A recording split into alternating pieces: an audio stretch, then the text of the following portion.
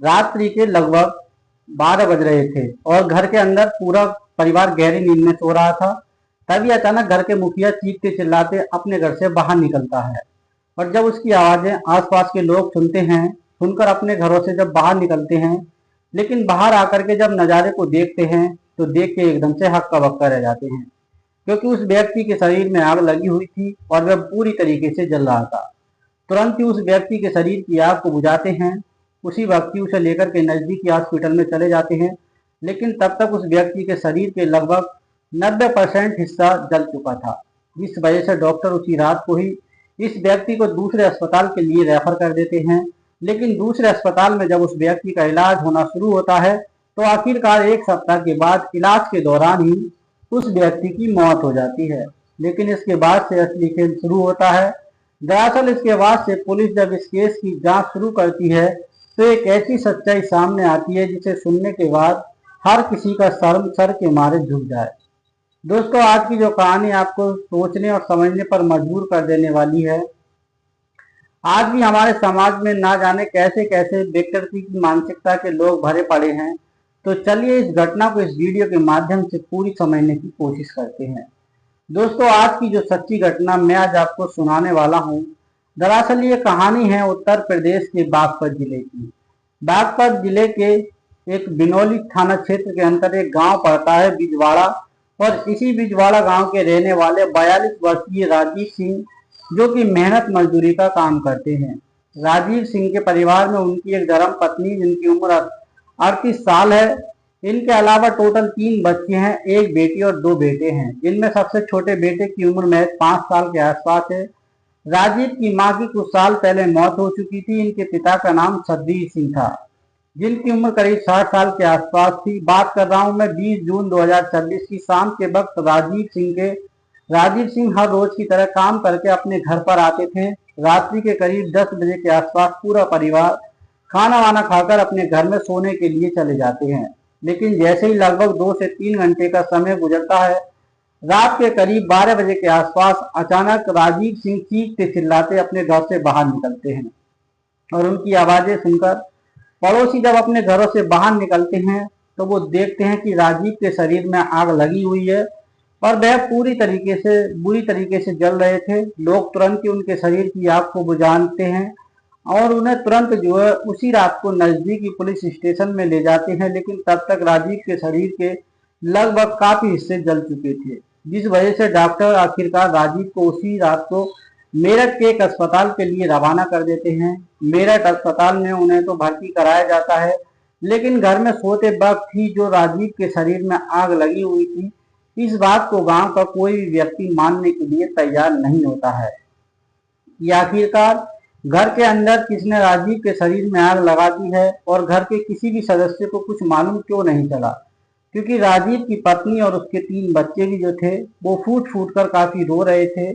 गांव के लोग जब उनसे सवाल जवाब कर रहे थे तो कोई भी सही तरीके से सही जवाब बताने को तैयार नहीं था। आखिरकार इस वारदात को अंजाम किसने दिया था, लेकिन मामला पुलिस का बन चुका था, इसलिए खबर थाने में दे दी जाती है। पुलिस अपनी टीम के साथ मेरठ के लिए रवाना होती है। लेकिन हॉस्पिटल में पहुंचकर जब राजीव से सवाल जवाब करने की कोशिश करती है तो मालूम चलता है कि राजीव बेहोशी की हालत में थे। इसलिए डॉक्टर साहब मना कर देते हैं कि जब तक राजीव को होश नहीं आ जाए पूरी तरीके से, तब तक कुछ भी उनसे पूछताछ करना उचित नहीं है। जिस वजह से पुलिस अब उस समय का इंतजार करने लगती है कि राजीव कब जो है होश में आते हैं, क्योंकि जो उसके साथ इस घटना को अंजाम दिया गया था इसकी पूरी जानकारी जो है राजीव के अलावा और कोई नहीं बता सकता था। आखिरकार 2 दिनों के बाद 22 जून 2026 को राजीव एक थोड़ी सी होश में आते हैं। डॉक्टर साहब इजाजत दे देते हैं कि अब जाकर जो तुम अपनी पूछताछ कर सकते हो कि इस वारदात को किसने अंजाम दिया है, किसने तुम्हारे शरीर में आग लगाई थी। इस पर राजीव धीरे धीरे आवाज निकालते हुए पुलिस प्रशासन को जवाब देते हुए कहते हैं कि साहब, मेरे शरीर में आग लगाने वाला कोई और नहीं बल्कि मेरी पत्नी नीसू है। दरअसल नीसू और मेरे पड़ोस में रहने वाला एक व्यक्ति है जिसका नाम विक्रांत है। इन दोनों ने ही मेरे शरीर पर पेट्रोल छिड़ककर मुझ में आग के हवाले कर दिया। राजीव जब ये सारी बातें पुलिस को बताता है उसके बाद जब पुलिस अब राजीव की तहरीर पे फिर से वापस इसी बिजवाड़ा गांव में आती है और 22 जून 2026 को ही राजीव की तहरीर पर उनकी पत्नी नीसू पड़ोस के रहने वाले विक्रांत, जिसकी उम्र करीब 41 साल के आसपास ही, इन दोनों को गिरफ्तार कर लेती है। लेकिन पुलिस जब इन दोनों को गिरफ्तार कर थाने लेकर रवाना होती है और बिजवाड़ा गांव के रहने वाले तमाम लोगों को मालूम चलता है कि पुलिस ने खुद राजीव की पत्नी नीसू को ही गिरफ्तार कर लिया है, तो लोग तरह तरह की बातें करना शुरू कर देते हैं। आखिरकार पुलिस ने राजीव की पत्नी नीसू को क्यों गिरफ्तार किया है?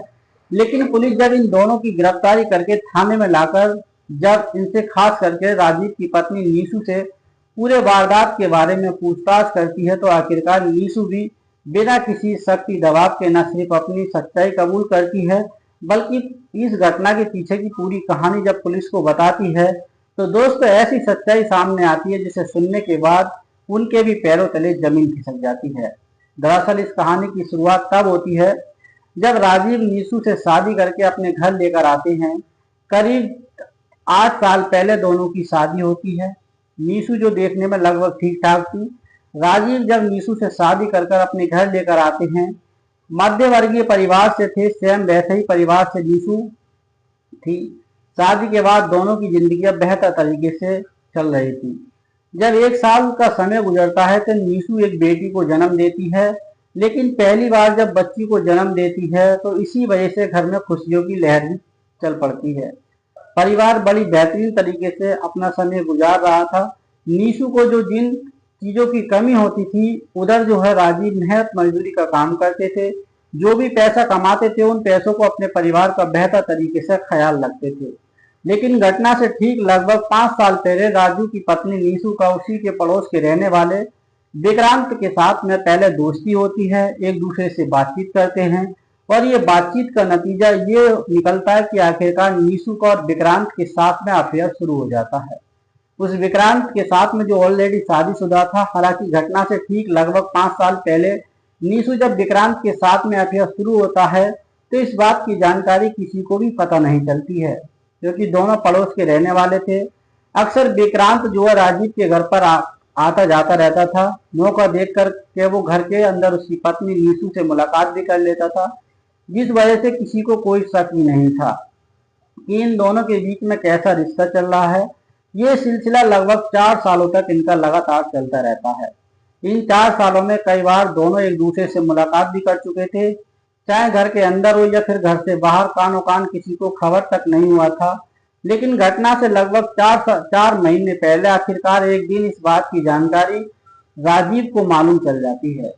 खास करके राजीव को ये जब पता चलता है कि उसकी पत्नी नीसू का पड़ोस के रहने वाले विक्रांत के साथ में अफेयर चल रहा है, तो राजीव अपनी पत्नी को समझाते हुए कहते हैं कि तुम जिस रास्ते पर चल पड़ी हो तुरंत वहां से अपने पैर वापस कर लो, क्योंकि बच्चे हमारे धीरे धीरे बड़े हो रहे हैं। अगर उन्हें इस बात की पता लगेगी तो तुम इस राह पे निकल पड़ी हो सकता है कि बच्चे भी गलत रास्ते पर चल पड़े। वो अपनी पत्नी को समझाते हैं कि आने वाली नस्लें बर्बाद हो जाएंगी, लेकिन लाख समझाने के बावजूद भी नीसू के ऊपर अपने पति की एक भी बात का कोई असर नहीं पड़ता है, जिस वजह से आखिरकार राजीव भी मजबूर होकर के पत्नी के ऊपर कई तरह की पाबंदियां लगा देते हैं। साथ ही साथ पड़ोस के रहने वाले विक्रांत के घर जाकर मुलाकात करते हैं, उन्हें धमकियां देते हैं, कहते हैं कि आइंदा से अगर तूने मेरी पत्नी से मिलने की जरूरत की तो ये जो है इसका अंदाजा सही नहीं होगा, क्योंकि तुम्हारी वजह से मैं समाज में काफी बदनाम हो जाऊंगा। दरअसल राजीव इस बात की जानकारी विक्रांत के परिजनों को भी दे देता है। परिजन भी विक्रांत को काफी खरी खोटी सुनाते हैं, लेकिन जब इस बात की जानकारी विक्रांत के परिवार वालों को मालूम चलता है तो विक्रांत गुस्से के मारे पागल हो जाता है।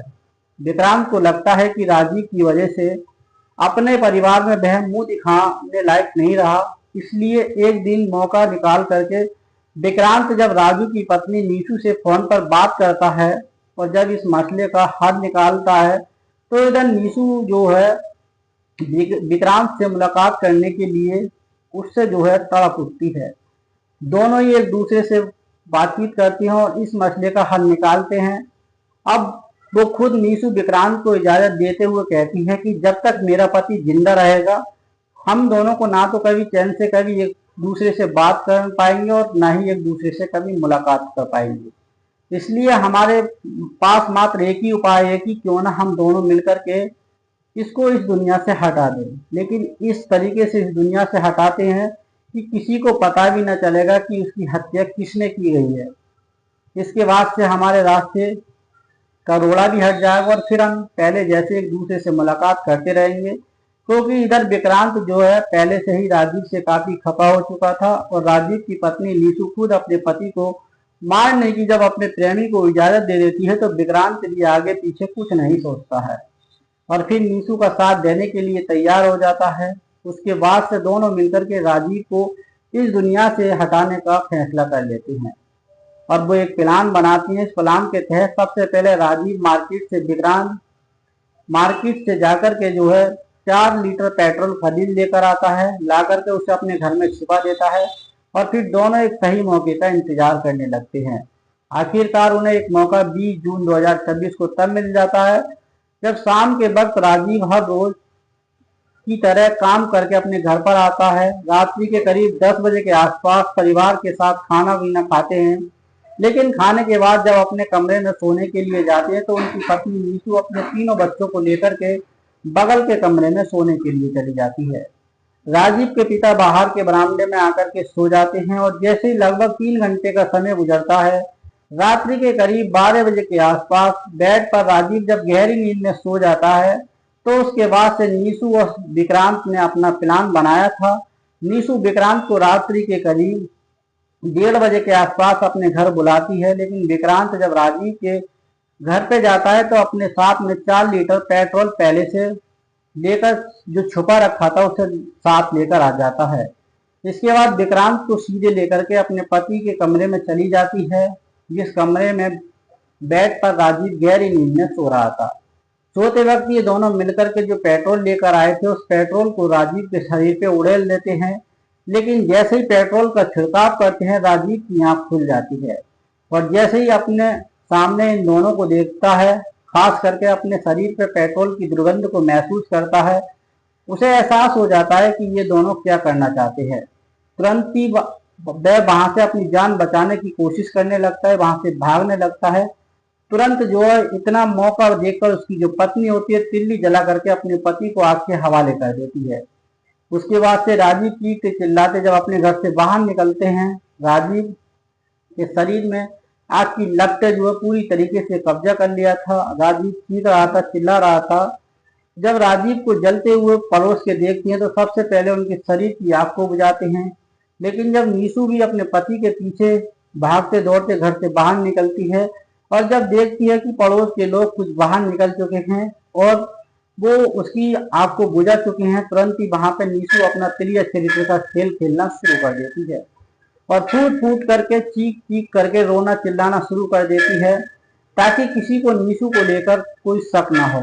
लेकिन घर के अंदर जो उसकी प्रेमी विक्रांत था, विक्रांत दरवाजे से बाहर नहीं निकलता है बल्कि सीधे सीढ़ियों के माध्यम से छत पे जाता है और छत से पीछे की तरफ वो उतर जाता है और फिर चुपके से बाहर निकल के वहां से भाग जाता है। लेकिन जब भागता है तो घर छोड़ के वहां से नहीं भागता है बल्कि बाहर दरवाजे पे जो आसपास के लोग इकट्ठा हुए थे राजीव को लेकर के खुद विक्रांत भी वहां पे पहुंच जाता है ताकि किसी को विक्रांत के ऊपर शक ना हो। जब राजीव को आसपास के लोग मिलकर के उसे लेकर के नजदीकी हॉस्पिटल में जाते हैं तो साथ साथ विक्रांत भी जाता है ताकि किसी को विक्रांत को लेकर शक ना हो। लेकिन तब तक राजीव के शरीर का लगभग 90% हिस्सा जल चुका था, इसलिए नजदीकी अस्पताल के डॉक्टर जो होते हैं राजीव की हालत को देखते हुए मेरठ अस्पताल के लिए रवाना कर देते हैं। लेकिन मेरठ अस्पताल में जब भर्ती कराया जाता है तो उसके बाद से विक्रांत अब राजीव की पत्नी नीतू से फोन पर बातचीत करता है और स्थिति को जो है उसने देखा था देख के नीतू को समझाते हुए कहता है कि अब तुम्हें घबराने की कोई जरूरत नहीं है, तुम्हारे पति के शरीर का काफी हिस्सा जल चुका है, डॉक्टर चाहे कितनी भी कोशिश कर ले उसकी जान नहीं बच सकती है। रही बात ये मामला पुलिस तक पहुंच चुका है, अगर पुलिस आकर के सवाल जवाब करती है कि आखिर ये सब कैसे हुआ तो जिस तरीके से हम लोगों ने प्लान बनाया है तुम पुलिस के सामने खुद ही बता देना कि तुम्हारा पति अपनी जिंदगी से काफी परेशान आ चुका था, काफी झगड़े टकरार करता था। गुस्से में आकर के उसने खुद ही अपनी जीवन लीला समाप्त करने की कोशिश की है। दरअसल जब विक्रांत ये सारी बातें नीशु को बता देता है, उसके बाद से नीशु भी एकदम से जो है तुरंत चौकन्ना हो जाती है कि जिस तरीके से हमने प्लान बनाकर इस घटना को अंजाम दिया है, इस घटना में इस दिमाग में हम लोग बेहतर तरीके से कामयाब हो चुके हैं। लेकिन शायद उन्हें ये नहीं मालूम था कि इंसान जैसा कर्म करता है एक दिन उन्हें अपने कर्मों का फल जरूर मिलता है। जब मेरठ के अस्पताल में डॉक्टर राजीव का इलाज करना शुरू करते हैं तो 2 दिनों के बाद आखिरकार 22 जून 2026 को थोड़ी देर के लिए राजीव को होश आ जाता है। इसलिए डॉक्टर तुरंत इस बात की जानकारी पुलिस को देते हैं और पुलिस जब जाकर के हॉस्पिटल के अंदर राजीव से सवाल जवाब करती है तो राजीव बड़ी अंदर से हिम्मत जुटा के धीरे से पुलिस वालों को जवाब देते हुए कहते हैं कि साहब, मुझे आपके हवाले किसी और ने नहीं बल्कि मेरी पत्नी और पड़ोस का रहने वाला विक्रांत ने किया है। जब अपनी ये बयान देते हैं उसके बाद पुलिस अब राजीव के बयान पे आखिरकार 22 जून 2026 को राजीव की पत्नी और पड़ोस के विक्रांत इन दोनों को गिरफ्तार कर लेती है। हालांकि जब ये पूरी अपनी कहानी बताती है उसके बाद से पुलिस इन दोनों को जिला अदालत में पेश कर देती है। दोस्तों, आखिर जज साहब इन्हें क्या सजा सुनाने वाले हैं, ये बात भविष्य के घर में छिपी हुई है। ये दोस्तों इस प्रकार की आज की ये घटना आपको कैसी लगी? इस कहानी को सुनाना मेरा उद्देश्य किसी की भावनाओं को ठेस पहुंचाने का नहीं था।